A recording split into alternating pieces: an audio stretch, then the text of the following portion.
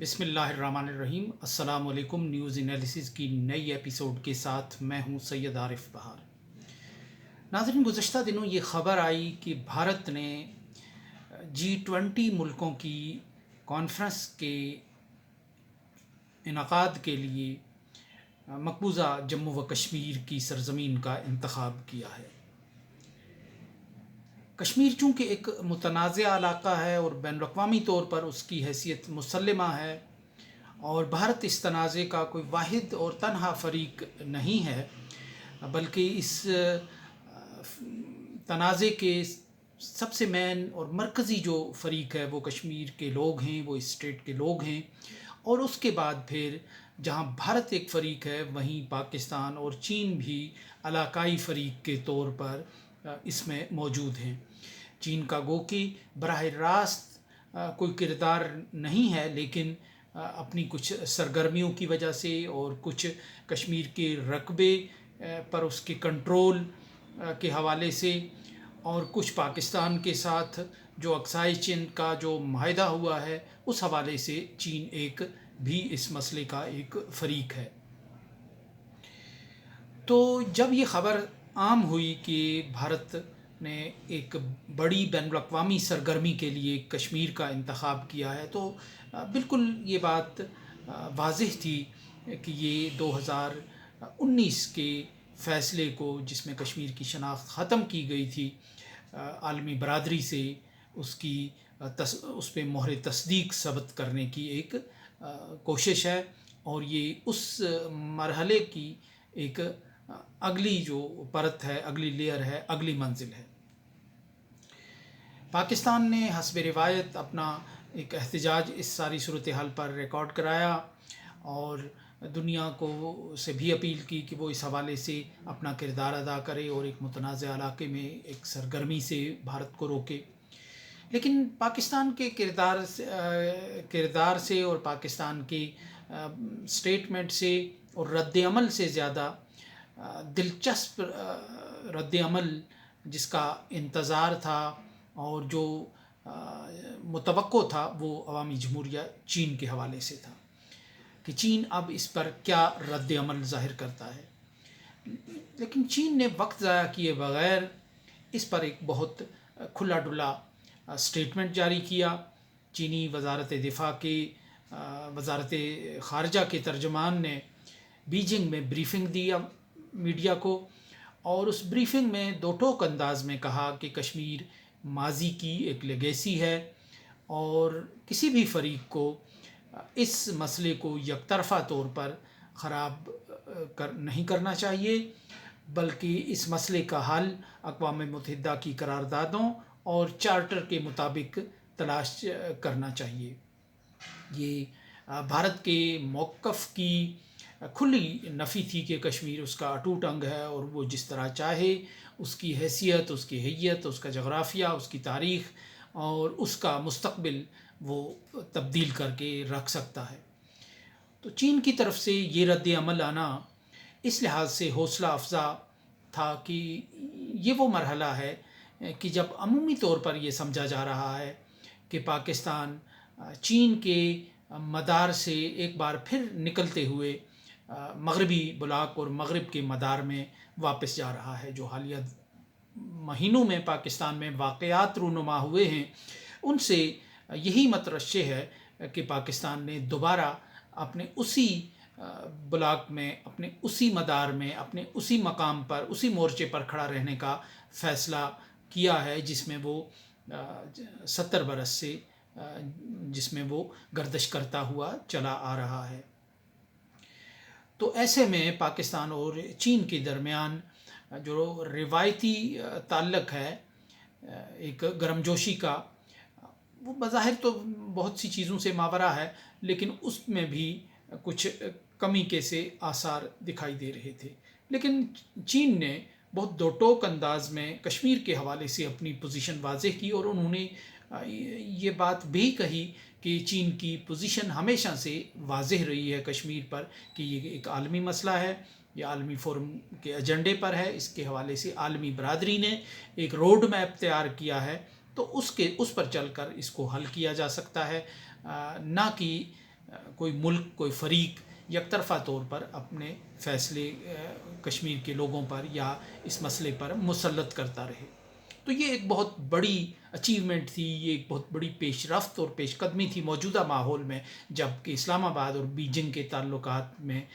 گرم جوشی کی وہ کیفیت نہیں رہی کہ جو سی پیک کے آغاز کے دنوں میں نظر آ رہی تھی یا جو اس کے بعد مختلف مراحل میں نظر آ رہی تھی. تو اس کے ساتھ ہی اسی بریفنگ میں یہ تو مینشن نہیں کیا گیا، جو رپورٹ ہوا بھارت کے اخبارات میں بھی اور دوسرے اخبارات میں بھی، کہ کس صحافی نے، لیکن لگتا یہ ہے کہ بھارت کے ہی کسی صحافی نے چینی ترجمان سے یہ بات پوچھی کہ ایک طرف آپ G20 کانفرنس کے جموں و کشمیر میں انعقاد کی مخالفت کرتے ہیں، دوسری طرف خود آپ ایک ایسی ہی بڑی ایکٹیویٹی، بڑی سرگرمی کر رہے ہیں سی پیک کی صورت میں، اور سی پیک جو کہ ریاست جموں و کشمیر کے علاقے سے گزر رہا ہے، یعنی گلگت بلتستان کے علاقے سے گزر رہا ہے، آزاد کشمیر کے علاقے سے گزر رہا ہے. تو اس پر چینی ترجمان نے کہا کہ چین کا جو سی پیک کے حوالے سے کام ہے، وہ آزاد کشمیر میں جو منصوبے ہیں وہ تعمیر و ترقی کے منصوبے ہیں، وہ عوامی فلاح و بہبود کے منصوبے ہیں، اور وہ وہاں کی انتظامیہ کی اسسٹنس کے ساتھ وہ منصوبے جاری رکھے ہوئے ہیں، یا ان کو اسسٹ کر رہا ہے، ان کی مدد کر رہا ہے ادارہ سازی میں اور توانائی اور دوسرے بحرانوں سے نکلنے میں. تو چینی ترجمان نے یہ بھی کہا کہ سی پیک کے لیے چین کی مدد، چینی کمپنیوں کی، انہوں نے چینی حکومت کی بات نہیں کی، چینی کمپنیوں کی مدد اور G20 کانفرنس کا انعقاد بالکل دو الگ موضوعات ہیں. چین جو کام کر رہا ہے، چینی کمپنیاں جو کام وہاں کر رہی ہیں، وہ چین کا موقف اس کے باوجود یہ ہے کہ کشمیر ایک متنازع علاقہ ہے اور کشمیر کا تنازع جو ہے وہ حل ہونا چاہیے. یعنی اس سے چین کا موقف بدلتا نہیں ہے کہ اگر چین کی کوئی کمپنی مظفر آباد میں یا گلگت میں کام کر رہی ہے تو اس کا یہ مطلب نہیں کہ چین یہ کہتا ہے کہ گلگت اور مظفر آباد پاکستان کا حصہ ہو گئے، مستقل حصہ ہو گئے اور ہمیشہ کے لیے حصہ ہو گئے. تو یہ کہتے ہوئے ایک بڑی معنی خیز بات کی، جسے بھارت کے اخبارات نے بھی، بھارت کے میڈیا نے بھی بطور خاص نوٹ کیا، کہ چینی ترجمان نے غالباً پہلی بار یہ بات کہی کہ پاکستانی مقبوضہ کشمیر میں چینی کمپنیاں جو مدد کر رہی ہیں وہ یعنی بالکل ایک الگ کیس ہے G20 کانفرنس کے حوالے سے. یعنی وہاں بھارت نے اس کو، کشمیر کو اپنا اٹوٹ انگ سمجھتا ہے، اپنا رائٹ سمجھتا ہے. یہاں یہ عوامی فلاح و بہبود کے منصوبوں کو سیاست سے دور رکھ کر، ایک الگ رکھ کر وہ اپنا کردار ادا کر رہے ہیں.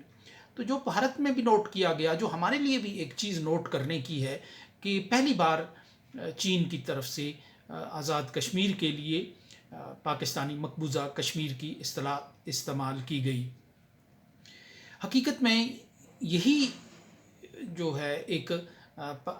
اس ریاست کے تمام حصوں پر یہی اصطلاح جو ہے وہ صادق آتی ہے. یہی اصطلاح اس کا ایک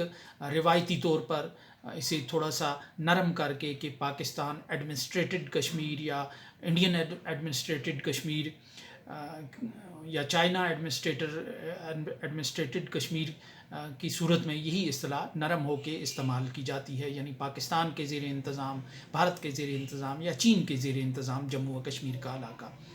تو نام جو ہے وہ اقوام متحدہ کے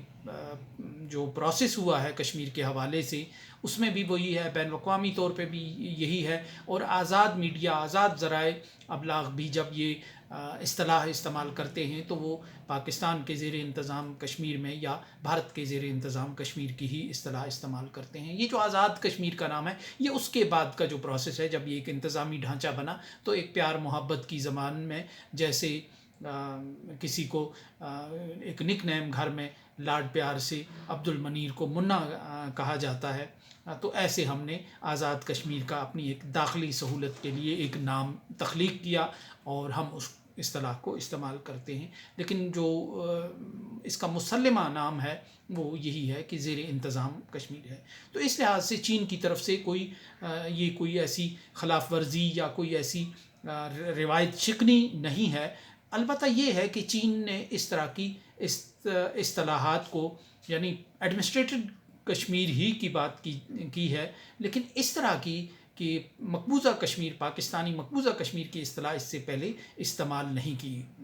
اس سے پہلے۔ یہ ایک سوالیہ نشان ہے۔ شاید یوں لگ رہا ہے کہ پاکستان جس تیزی کے ساتھ چین کے حصار اور مدار سے نکل کر دوبارہ مغربی بلاک کی طرف جا رہا ہے، تو ایسے میں چین نے کشمیر پر اپنے اصولی موقف پر قائم رہتے ہوئے ایک نیوٹرلٹی کا راستہ اپنانے کی، ایک انداز دکھانے کی اور ایک رویہ ظاہر کرنے کی ایک کوشش کی ہے کہ اگر پاکستان بہت سے معاملات میں نیوٹرل ہو سکتا ہے تو چین بھی بہت سے معاملات میں نیوٹرل ہو سکتا ہے۔ تو یہ ایک ایسی صورتحال ہے جو مقام فکر ہے پاکستان کی حیت مقتدرہ کے لیے اور پاکستان کی فیصلہ ساز قوتوں کے لیے، کہ کس طرح چین جو ہے ایک اپنے آپ کو ایک نیوٹرل ظاہر کرنے کے لیے اور کشمیر پر اپنی ایک آزاد حیثیت کو بحال اور برقرار رکھنے کے لیے ایک ثالث کے طور پر مستقبل میں اپنا کردار زندہ اور بحال اور برقرار رکھنے کے لیے چین اب ایک بالکل الگ اور ہٹ کر لائن لے رہا ہے اپنے روایتی موقف سے، روایتی ماضی سے۔ اس میں کشمیر کے مسئلے کی متنازع حیثیت پر تو کوئی فرق نہیں پڑتا، لیکن بہر طور اس میں پاکستان کا جو دعویٰ ہے، پاکستان کی جو نامنکلیچرز ہیں، پاکستان کی جو اصطلاحات ہیں، اس سے وہ گریز کرتا ہوا نظر آتا ہے۔ تو ظاہر ہے کہ نیوٹرلٹی صرف کسی ایک کا اختیار، کسی ایک کا حق نہیں ہوتا،